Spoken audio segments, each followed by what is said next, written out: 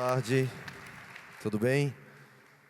E eu queria agradecer primeiro a receptividade de vocês, a segunda vez que eu estou aqui, e a marca de vocês é o acolhimento, e tem sido muito bom, mas eu quero ir direto ao ponto. A gente tem vivido num tempo onde eu trago algumas características dessa geração onde a gente vive. Primeiro eu falo que a gente vive numa geração insana. Insanidade, certa vez eu aprendi que é você fazer a mesma coisa esperando resultados diferentes. Então é aquele crente, aquele jovem, aquele marido, aquela esposa que ele mantém os mesmos hábitos, ele tem a mesma rotina, mas ele quer que Deus rompa na vida dele. Ele quer que Deus faça algo novo. Ele mantém o mesmo estilo de vida, mas ele quer que Deus venha e faça algo extraordinário na vida dele. Ele não quer repetir os erros dos seus pais, mas ele está seguindo os mesmos passos dos seus pais. Ele não quer o mesmo sistema vigente, mas ele mantém-se na zona de conforto e não faz nada para mudar uma cultura vigente. Então a insanidade, ela faz parte, é uma característica dessa geração onde a gente vive, onde as pessoas elas têm a habilidade de se reunir para protestar muitas vezes, mas elas têm uma dificuldade de se organizar intencionalmente para mudar o que ela deseja, aquilo que é alvo do protesto dela. Então, insanidade é a gente perceber que a gente vive numa geração onde as pessoas estão em crise. O IBGE diz que 53% dos jovens que concluem o ensino superior, por exemplo, que terminam uma faculdade, que gastaram 4 anos da sua vida, 5 anos da sua vida, que acreditaram que tinham que fazer o Enem para aquela profissão, porque aquela profissão talvez era a que ele ia fazer para o resto da vida, era aquele ramo de trabalho que ele queria, os passos do pai dele, eu não sei, mas ele se dedica 4, 5 anos, gasta dinheiro, ele gasta tempo, ele gasta a sua vida 4, 5 anos, e o IBGE disse que 53% dos jovens brasileiros que terminam o ensino superior não atuam na área de formação. Nós vemos uma geração onde as pessoas elas estão desesperadas, e muitas vezes o desespero delas por não conseguir responder algumas perguntas simples como quem eu sou, por que eu nasci, qual é o meu propósito de vida, qual é o meu chamado, qual é a minha vocação, qual a razão da minha existência. A gente tem falado sobre isso nos últimos 4 anos, e a gente tem visto e ouvido que essas respostas, elas não são só algo difícil para o jovem adolescente responder. A gente percebe, a gente tem tido alunos de várias faixas etárias, pessoas que estão talvez até perto de aposentar, pessoas que estão em época de transição de carreira, elas ainda não têm essas respostas, e a ausência dessas respostas tem gerado para elas frustração, tem gerado uma vida sem sentido. Ela simplesmente acorda, vai manter as suas obrigações, a sua rotina, mas ela não tem mais o brilho no olhar. E eu particularmente, como marido, como pai, como pastor, tem uma das coisas que mais me incomoda é conversar com alguém, olhando no olho, e ver que aquela pessoa não tem mais o brilho no olhar. É como se ela estivesse vivendo, mas ela não tem mais vida dentro dela. E eu não sei se vocês já fizeram isso, mas quando você não está muito bem, você coloca um óculos escuro. Quem já fez isso aí? Se junta a mim, por favor. Não me deixa sozinho. Você não está bem, você coloca um óculos escuro. É como se você se sentisse seguro atrás do óculos escuro, né? Como se você, não, cara, ninguém vai perceber como eu estou, que nesse dia eu não estou legal. Nesse dia eu estou mal, então eu vou botar um óculos escuro, por quê? Porque ninguém vai precisar olhar nos meus olhos. E parece que quando você não está bem, se alguém olhar nos teus olhos, é como se você estivesse se desnudando na frente da pessoa, ela estivesse ciente de como é que você está, espiritualmente, emocionalmente.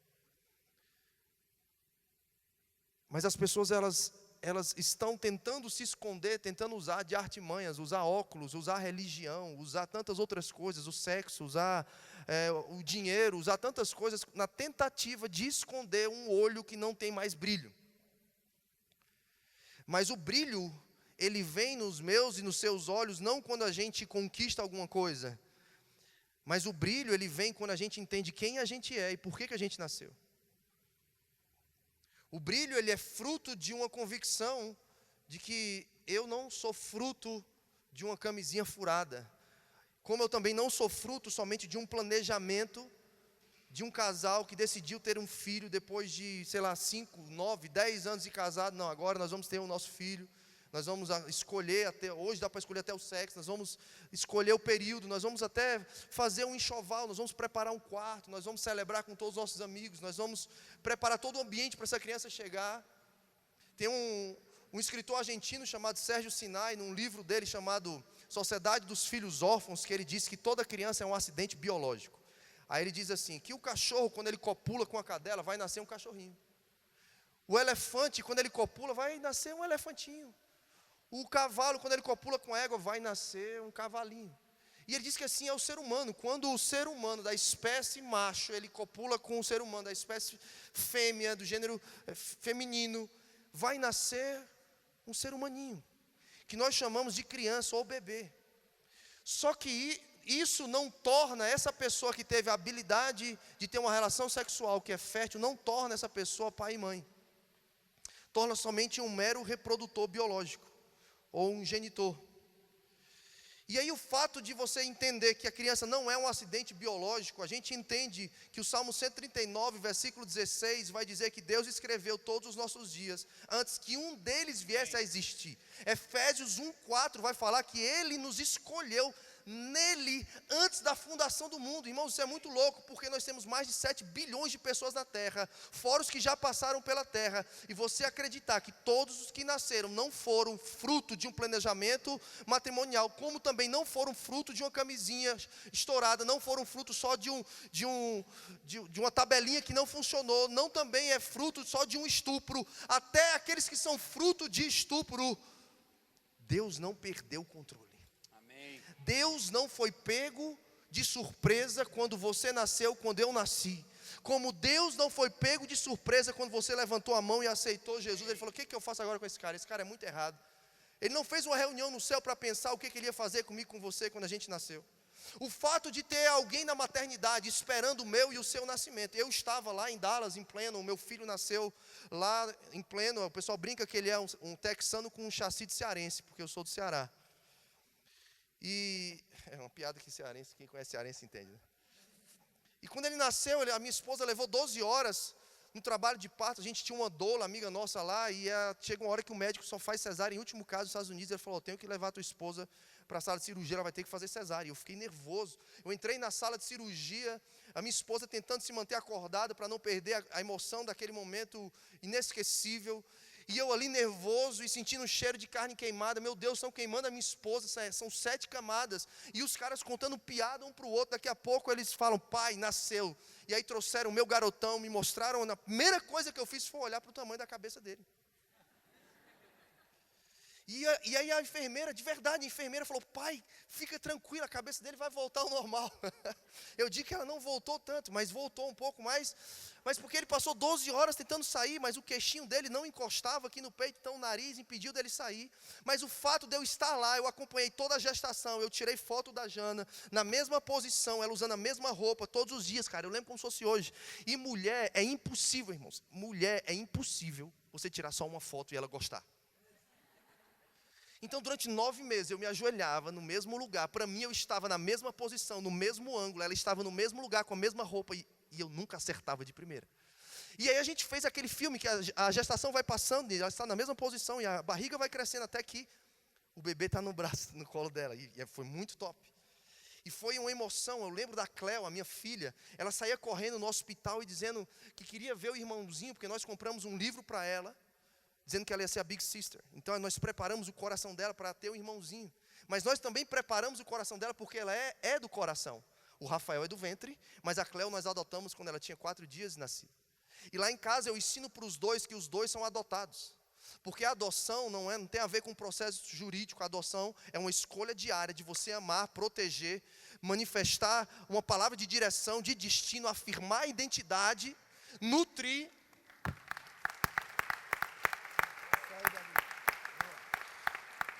Agora, por que eu estou falando isso para você? Porque nós somos adotados. Independente do cenário geográfico, político, social ou familiar que você nasceu, você não é fruto do acaso.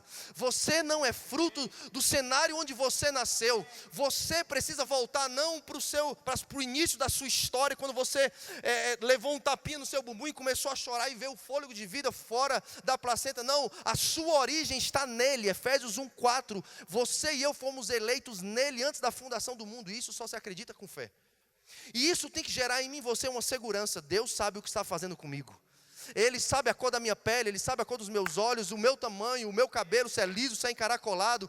Deus não está em crise com a minha conversão, eu não estou entregue a mim mesmo, às minhas próprias decisões. Eu tenho um Pai, que Ele escreveu algo ao meu respeito, e por isso eu preciso buscar saber quem é esse Pai, porque só Ele pode revelar quem eu sou e qual a história que Ele tem para mim, qual o destino que Ele tem para mim.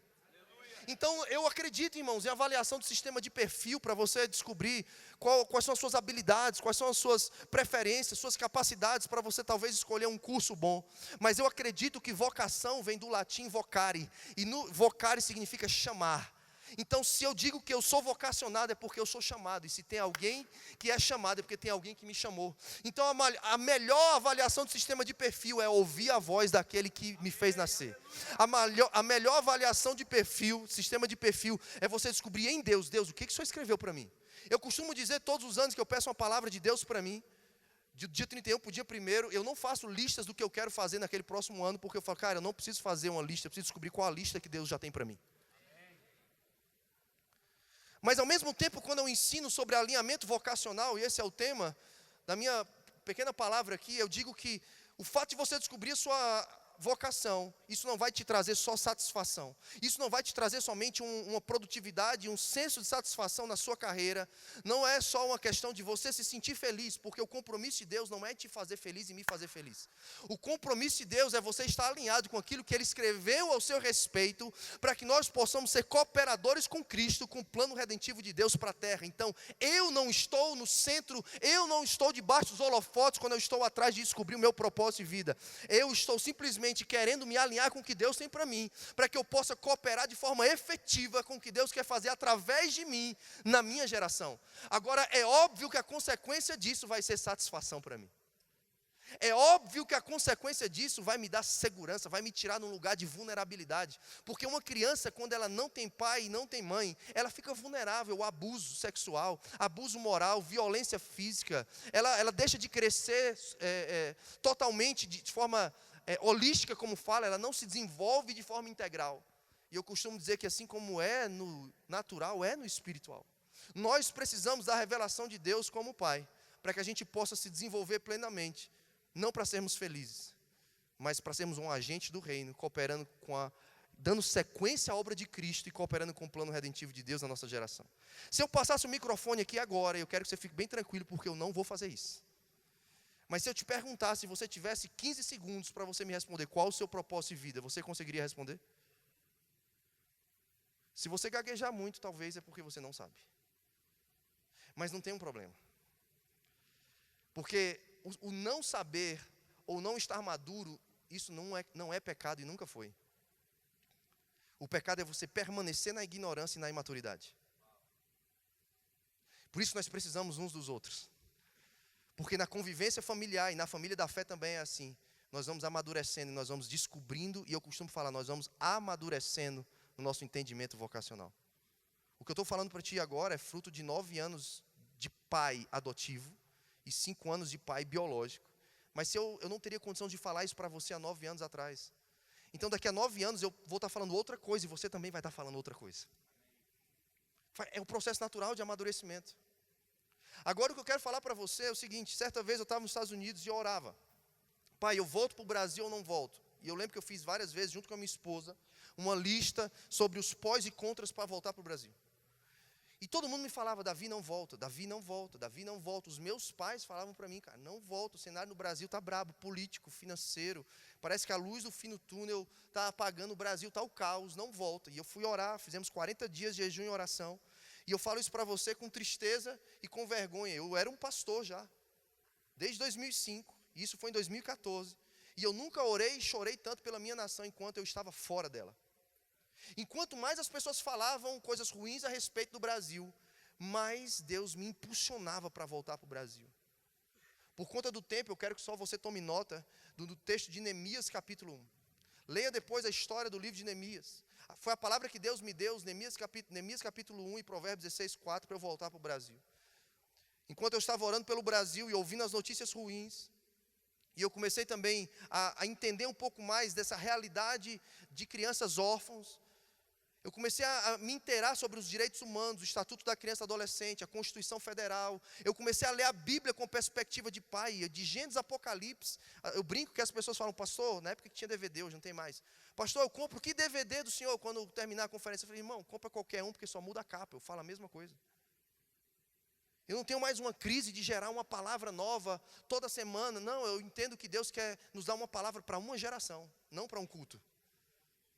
E por isso nós precisamos entender que a nossa vocação não é para uma liturgia, a nossa vocação não é só para uma igreja especificamente, não, nós somos vocacionados para uma geração, nós nascemos nesse tempo, não foi por acaso. Jesus falou em João 12, 27, Pai, a minha alma está angustiada, o que eu faço? E aí Jesus mesmo responde pelo Pai, livra-me. Não, porque foi para este tempo e para este propósito que eu nasci.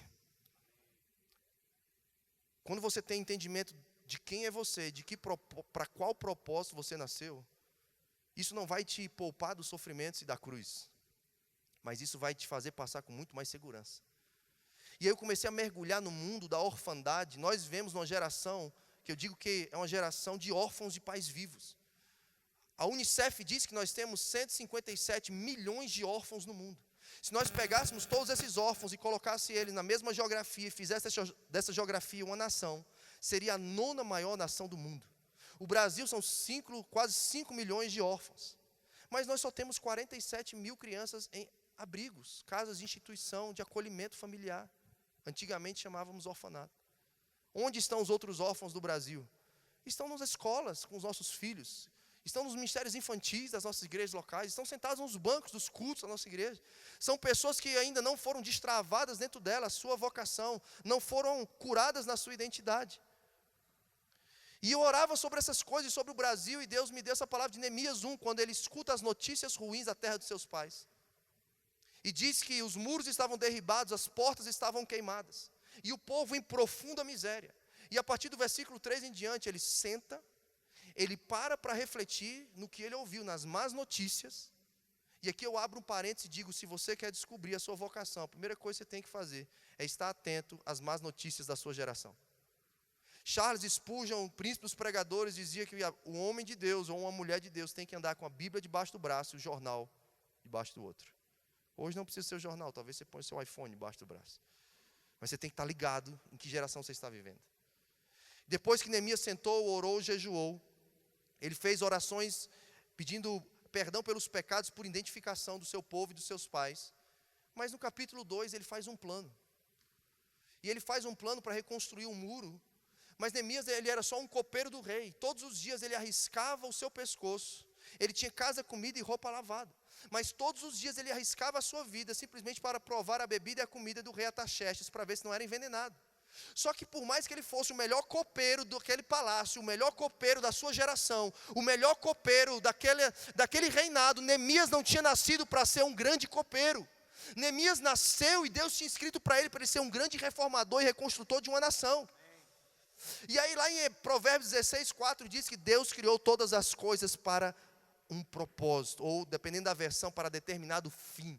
Essa palavra em hebraico significa duas coisas, resposta e lugar de tarefa. Aí Deus falou assim para mim, Davi, quando Neemias, ele deu a resposta certa às notícias ruins que ele tinha ouvido a respeito da terra de seus pais, eu alinhei Neemias com o lugar de tarefa para o qual eu o destinei. Neemias, ele poderia ser um grande copeiro, ele estava garantido. Tudo que uma pessoa hoje corre atrás, talvez é de status e segurança financeira. Mas isso não quer dizer que você está alinhado com o que Deus tem para você. Isso não nos satisfaz. Mas Neemias, ele teve um alinhamento vocacional com o que Deus tinha para ele, quando ele se posicionou diante de notícias ruins. A igreja brasileira, irmãos, escute o que eu estou falando. A igreja brasileira tem que estar mais atenta sobre em que cenário nós estamos inseridos nessa geração. Pastor, eu não sei qual é a minha vocação. Eu falei, então começa a ler mais o jornal, querido. Pastor, eu não tenho uma palavra, eu não sei para que Deus me chamou. Então você tem que entrar mais em alguns sites sites seguros, obviamente, né? Não partidários. Você tem que entender mais qual o cenário que você está inserido. Porque se tem uma dica que eu vou te dar para você entender sua vocação, é se tem algo que te indigna.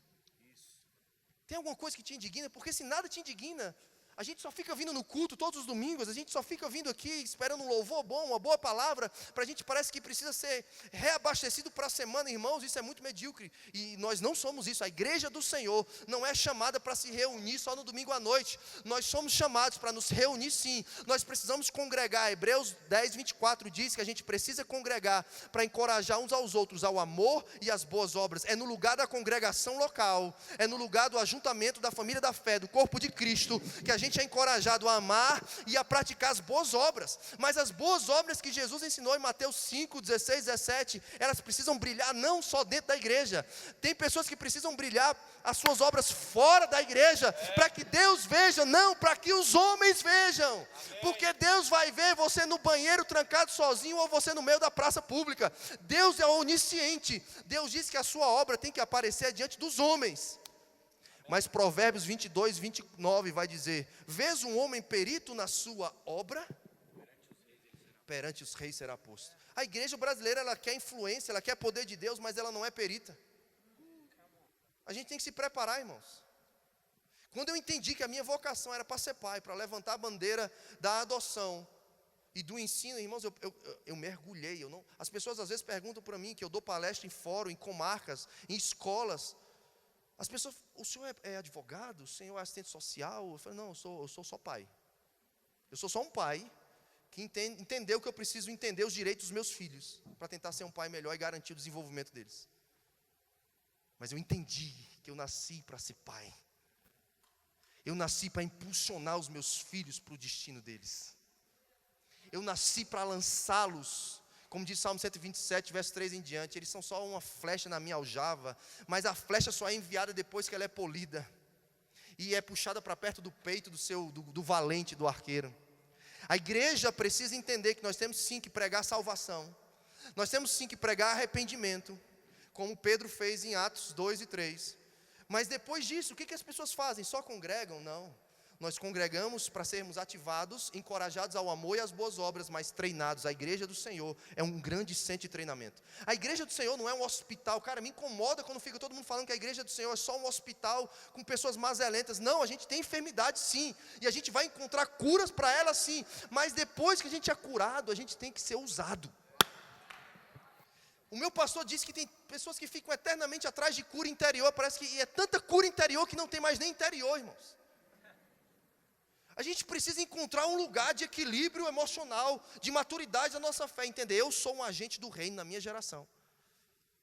Eu preciso encontrar o lugar do meu alinhamento vocacional, porque Deus me deu duas ordens. A primeira foi a grande comissão, em Mateus 28. Jesus falou, toda a autoridade me foi dada nos céus e na terra, portanto, ide, fazei discípulos de todas as nações, batizando em nome do Pai, do Filho e do Espírito Santo, e eis que estarei convosco todos os dias até a consumação dos séculos. Essa é a grande comissão. Todo mundo tem que falar de Jesus, todo mundo tem que brilhar, todo mundo tem que ser sal, todo mundo tem que ser testemunha viva de Cristo. Mas a gente precisa entender que nem todo mundo é pastor, nem todo mundo tem um cargo eclesiástico, nem todo mundo está servindo aqui com algum tipo de liderança, nem todo mundo é integral dentro da igreja local. 80% da igreja brasileira não está dentro da igreja local trabalhando full time. Então, o que eles fazem para ser agente do reino? Porque às vezes a gente prega um evangelho do reino tão espiritual, que a gente está desumanizando as pessoas e criando um abismo entre a mensagem do reino de domingo à noite e o que ela faz na segunda de manhã. E Gênesis 1, 28, que é o mandato cultural. Deus olhou para Adão e falou, cara, eu vou te abençoar. As pessoas brincam que diz que Adão estava bem tranquilo, não tinha o que fazer, estava sossegado. Deus falou, não, eu tenho que dar preocupação para esse cara, eu vou dar uma mulher para ele. Ele está muito sossegado. Não tem dor de cabeça. Não, vou dar. Brincadeira. Mas a lei da primeira menção, que diz que você tem que entender os outros textos da Bíblia, a partir da interpretação do primeiro texto que é mencionado aquele assunto, diz que na lei da primeira menção ali, Gênesis 1, 28 fala sobre o primeiro homem que foi chamado na terra. O primeiro homem que foi vocacionado da face da terra. O primeiro homem que foi despertado espiritualmente para entender que Deus estava chamando ele para alguma coisa e dando responsabilidade para ele fazer algo. Esse foi Adão. E aí, porque Deus o chamou e vocacionou, Deus se comprometeu em abençoá-lo, porque a bênção de Deus não é um cheque em branco assinado. A bênção de Deus é o compromisso de Deus de falar, eu vou garantir que você faça aquilo que eu quero que você faça. Você não vai fazer sozinho, eu estou contigo. Isso é a bênção de Deus, cara. Só que Deus falou para Adão, eu vou te abençoar para você ser marido, para você ser pai. E aí só depois você vai multiplicar e encher a terra e manifestar o meu governo em favor das pessoas.